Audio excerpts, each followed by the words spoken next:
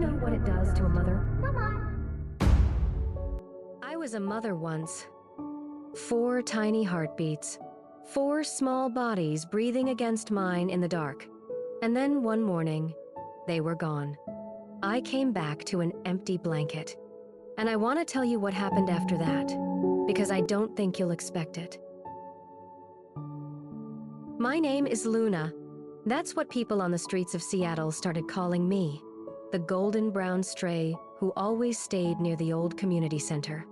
I had no home, no owner. Just cold sidewalks and whatever scraps people left near the park. But the day I realized I was pregnant, something changed inside me. For the first time, I had a reason. I found a quiet corner behind the center. Volunteers sometimes left food there, blankets sometimes too. I made it mine. Every night, I would curl into that spot and feel them moving small, soft, alive. I dreamed of keeping them warm, of teaching them things I had learned the hard way. How to find shelter before rain. How to read a human's eyes before trusting them. How to survive on very little, but still find moments of softness in a hard world. When labor came, I won't pretend it wasn't frightening. But the moment I heard their first cries, that small, broken sound, every fear went quiet. 4 puppies, 2 golden like me, 1 darker, 1 with white paws like little socks. I licked them clean, I fed them, I barely slept, just watched them breathe. People would slow down and smile. "Look at her little family," they'd say. Some left kibble, some left old towels. For a few weeks, I let myself believe we were going to be okay. I had never felt that before. Not ever. And then one morning, I went searching for food. I was gone maybe an hour. When I came back, the blanket was empty. No sound, no small warmth, just the smell of them fading. Animal control had come while I was away. Someone had called, saying the puppies needed proper care. Proper care. I ran every alley in a 3-block radius. I barked until my voice gave out.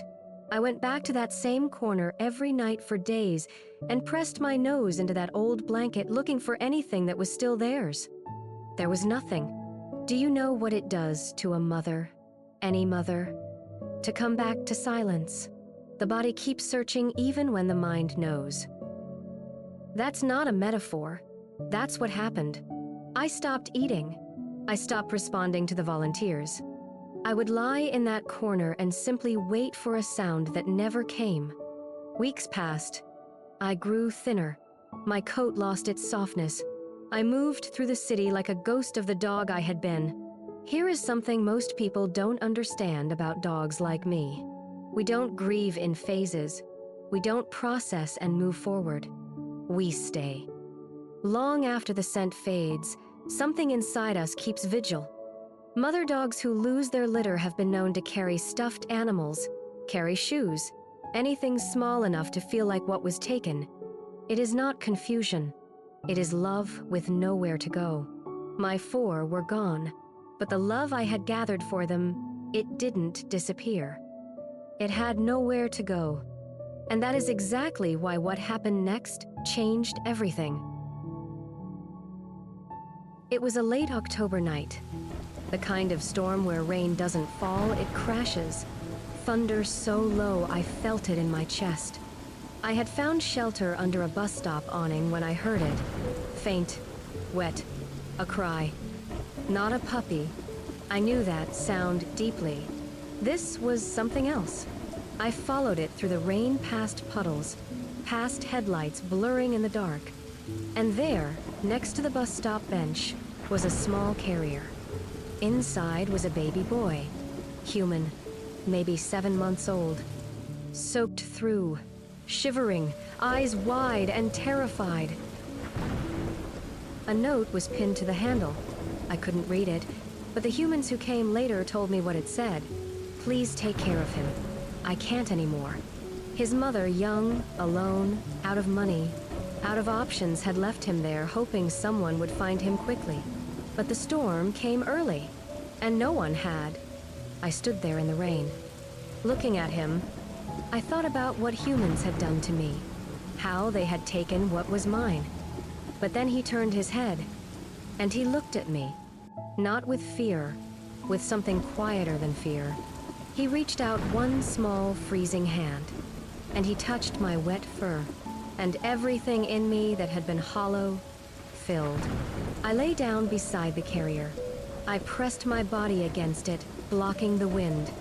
I licked his small fingers, his cheeks. Every time thunder cracked and he flinched, I made the softest sound I knew. I'm here, little one. You're not alone. I didn't sleep that whole night.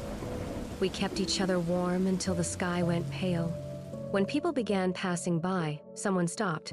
Someone called for help.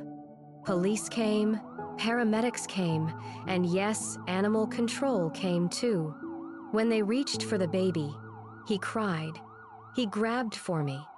One officer knelt down and said quietly, almost to no one, "She kept him alive through the night." They let me ride with him. The story went on to the local news. People saw the footage, a soaked street dog curled around a carrier in the dark, refusing to move. The baby's name, the foster family told me later, was Noah. And the family who took him in, they took me too. Now, every afternoon when Noah comes home, he crawls to me first. He wraps his arms around my neck. He says something that sounds, in his small voice, like Mama Luna. I sleep beside his crib. When he has bad dreams, I lay my head near his hand until he goes still. And it says, "Here, start again. Here." If you ever see a pregnant stray, please don't take her babies before she's ready. She is not a problem to be solved. She is a mother. And if you ever feel as empty as I did that autumn, keep going. Because sometimes the rain brings what the sun couldn't. My name is Luna, and I'm finally home.